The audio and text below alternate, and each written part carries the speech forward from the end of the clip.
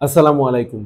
Mushfiqur Rahim one day ক্রিকেটকে বিদায় বলে দিয়েছেন এবং বলতেই হবে বাংলাদেশ ক্রিকেটের একজন লেজেন্ডারি ক্রিকেটার, একজন কিংবদন্তি সাদা বলের ক্রিকেট থেকে পুরোপুরি বিদায় নিয়েছেন। আজকে আমরা মুশফিকুরের এই বর্ণাঢ্য লম্বা ওয়ানডে ক্যারিয়ারটাকে সেলিব্রেট করব, যে ক্যারিয়ারে তিনি অসংখ্য দুর্দান্ত কিছু ইনিংস খেলেছেন, অসংখ্য গুরুত্বপূর্ণ কিছু ইনিংস খেলেছেন এবং সেই গুরুত্বপূর্ণ অসংখ্য ইনিংসের মধ্য থেকে আমরা top 5 Mushfiqur Rahim ODI innings বেছে নেওয়ার চেষ্টা করছি to celebrate Mushfiqur Rahim's ODI career. 2019 বিশ্বকাপের কথা যদি আমরা বলি, সাকিব আল হাসানের নাম সবার আগে চলে আসবে, কোনো সন্দেহ নেই এতে। 2019 বিশ্বকাপে মুশফিকুর রহিমের কথা যদি বলি, তাহলে আপনি হয়তো বলবেন যে কেন উইলিয়ামসনের সেই রান আউট ব্লান্ডারটার কথা। তবে সেটাকে যদি আমরা একটা সাইডে রাখি, মুশফিকুর রহিমের জন্য কিন্তু দুর্দান্ত কেটেছিল সেই আসরটা। বাংলাদেশের পক্ষে দ্বিতীয় সর্বোচ্চ রান তিনি করেছেন 50+, গড় 90-এর উপরে, স্ট্রাইক রেট, যে 3টা ম্যাচ বাংলাদেশ জিতেছিল তার দুটোতেই মহা গুরুত্বপূর্ণ দুটো 50 তিনি করেছিলেন এবং অস্ট্রেলিয়ার সাথে একটা 100ও ছিল তার সেই আসরে। তবে তালিকার 5 নম্বরে আমরা রাখবো আফগানিস্তানের সাথে করা 2019 বিশ্বকাপে 87 বলে 83 রানের ইনিংসটা। বাংলাদেশ যখন আফগানিস্তানের সাথে ম্যাচটা খেলতে যায় তখন তাদের পয়েন্ট ছিল 5, হাতে ম্যাচ বাকি ছিল 3টা। 3 ম্যাচ যদি বাংলাদেশ জিতে যেত তাহলে বাংলাদেশ সেমিফাইনালে চলে যেতে পারতো। 3 ম্যাচের মধ্যে দুটো যদি বাংলাদেশ জিততো তাহলেও কিন্তু সেমিফাইনালের আশা বাকি ছিল এবং সেই জন্য আফগানিস্তানের সাথে এই ম্যাচটা ছিল মহা গুরুত্বপূর্ণ।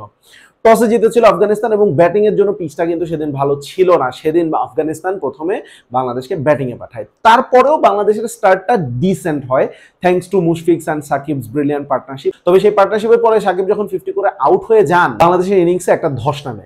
143 রান 2 উইকেট থেকে 207 পর্যন্ত যেতে যেতে বাংলাদেশের 5টা উইকেট হাওয়া।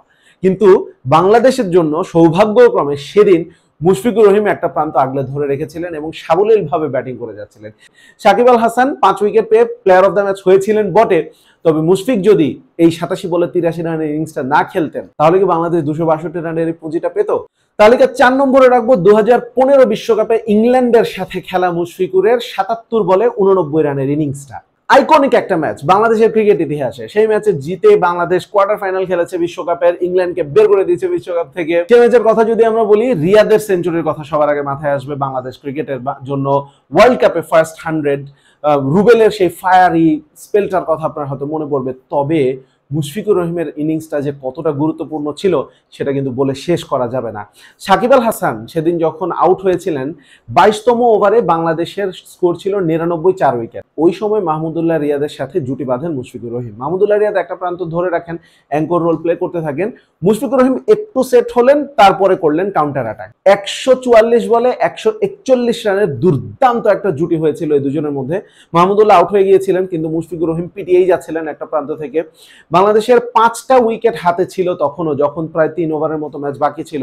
মুশফিকুর রহিম সেঞ্চুরি থেকে মাত্র 11 রান দূরে, কিন্তু তিনি দলের কথা ভেবে সেঞ্চুরির জন্য খেলেননি, মারতে গিয়েছেন এবং মারতে গিয়ে আউট হয়েছেন। 3 নম্বরে রাখবো মুশফিকের ক্যারিয়ার সর্বোচ্চ 144 রান 150 বলে যে ইনিংসটা তিনি খেলেছেন 2018 এশিয়া কাপে শ্রীলঙ্কার সাথে। বাংলাদেশের ওয়ানডে হিস্ট্রিতে one of the best innings বলা যেতে পারে। বাংলাদেশের ইনিংসের শুরুটা ছিল একটা ডিজাস্টার। 1 রানে 2 উইকেট চলে যায়, প্র্যাকটিক্যালি 3 রানে 3 উইকেট হয়ে যায় যখন লাকমালের বাউন্সারে তামিম ইকবালের হাত ভেঙে যায়, তিনিও চলে যান।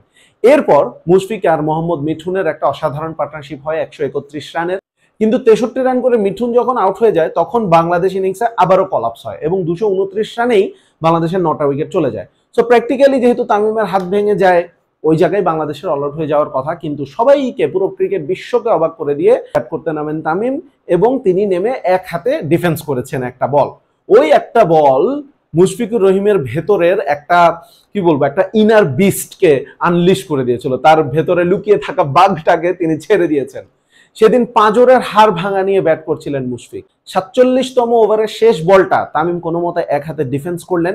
এরপর শেষ ওভারের অর্থাৎ 50তম ওভারের 3rd বলে মুশফিকুর 144 রানে যখন আউট হয়েছেন, এই 15 বলে বাংলাদেশের স্কোরটা 229 থেকে 261-তে নিয়ে যান মুশফিকুর রহিম। মুশফিক এবং তামিমের এই নায়কোচিত দুটা ঘটনার পরে পুরো বাংলাদেশ দল এতটাই উজ্জীবিত হয়, সে ম্যাচে শ্রীলঙ্কা দাঁড়াতেই পারেনি, মাত্র 124 রানে অল আউট হয়ে যায়। মুশফিকের ক্যারিয়ারের টপ 5 বেছে নেব, আর সেখানে 2007 বিশ্বকাপে ইন্ডিয়ার সাথে খেলা ইনিংসটা থাকবে না, সেটা তো হতে পারে না। সেটাকে আমরা রাখছি তালিকার 2 নম্বরে।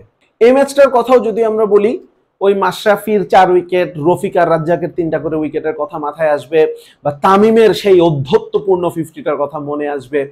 কিন্তু ইন্ডিয়া যে 191 রান করেছিল এবং সেই টার্গেটটা বাংলাদেশের জন্য যে কখনোই কোনো থ্রেট হয়ে দাঁড়ায়নি, সেটার কারণ ছিল মুশফিকুর রহিম। খুবই স্লো একটা ইনিংস খেলেছেন, 107 বল খেলে তিনি 56 রান করেছেন। ইনিংসের শেষ পর্যন্ত তিনি অপরাজিত থাকেন এবং জয়সূচক 4টা রানও কিন্তু আসে মুশফিকুর রহিমের ব্যাট থেকে। তালিকার 1 নম্বরে এমন একটা ইনিংস রাখতে চাচ্ছি যে ইনিংসটা আসলে কোনো 50 রানের ইনিংসও না, কিন্তু সেই ইনিংসটা এতটাই গুরুত্বপূর্ণ আমার কাছে মনে হয় যে মুশফিকুর রহিমের পুরো ক্যারিয়ারটা বদলে দেয় সেই একটা ইনিংস। বলছি 2012 সালে এশিয়া কাপে খেলা ইন্ডিয়ার এগেনস্টে 25 বলে অপরাজিত 46 রানের ইনিংসটা, যে ইনিংসটা হয়তো বাংলাদেশের সবাইকে তো বটেই, মুশফিকুর রহিম নিজেও হয়তোবা সেই ইনিংসটা খেলার পরে বিশ্বাস করতে শুরু করেছেন যে তিনিও পেটাতে পারেন।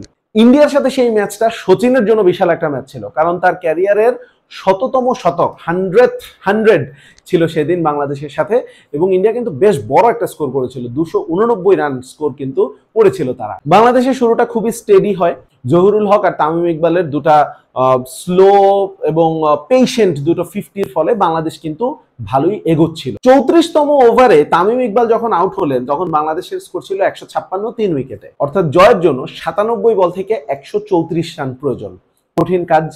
তো এই কঠিন কাজটা সামনে থেকে করার দায়িত্বটা নিজের কাঁধে তুলে নিলেন সাকিব আল হাসান। তিনি 31 বল থেকে 49 রানের একটা দুর্দান্ত ইনিংস খেলেছেন, যেটার জন্য তিনি ম্যান অফ দ্য ম্যাচও হয়েছেন। তবে সাকিবও যখন আউট হয়েছে তখনও বাংলাদেশের 49 বলে 66 রানের একটা কঠিন পথ পাড়ি দেওয়া বাকি ছিল। তবে সেই কঠিন পথটা খুবই সহজ করে দিয়েছিলেন মুশফিকুর রহিম, এবং আমরা আসলেই সবাই অবাক হয়ে গিয়েছিলাম। একটা প্রান্তে যেহেতু নাসির ছিলেন, আমরা ভাবছিলাম যে বাংলাদেশ যদি কিছু করে নাসিরই করবে, কিন্তু মুশফিকের কাছ থেকে এই ধরনের একটা ইনিংস আমরা কিন্তু সবাই অবাক হয়েছিলাম। বিশেষ করে আমার এখনো মনে আছে, সম্ভবত ইরফান পাঠানকে অফ স্টাম্পের অনেক বাইরে থেকে একটা বল পুল করে তিনি মিড উইকেটের উপর দিয়ে ছক্কা হাঁকিয়েছিলেন। 25 বলে 46 রানের দুর্দান্ত একটা ইনিংস, অসাধারণ স্ট্রোক প্লে সমৃদ্ধ একটা ইনিংস। তবে ওই যে বললাম, ইম্প্যাক্ট শুধুমাত্র টুর্নামেন্ট না, মুশফিকুর রহিমের ক্যারিয়ারটা ঘুরিয়ে দিয়েছিল ওই একটা ইনিংস। আমরাও বিশ্বাস করা শুরু করেছিলাম যে মুশফিকুর রহিম তিনি মারতেও পারেন, এবং এই ইম্প্যাক্টের কারণেই মুশফিকের এতগুলো 49টা 50, 9টা 100 বাদ দিয়ে এই 46 অপরাজিত রানের ইনিংসটাকে আমি রাখছি 1 নম্বরে। এই ছিল আমার করা মুশফিকের টপ 5 ওডিআই ইনিংস। আপনার কি মনে হয়? আপনি কি আমার সাথে দ্বিমত পোষণ করেন নাকি একমত পোষণ করেন? কমেন্টে জানাতে পারেন।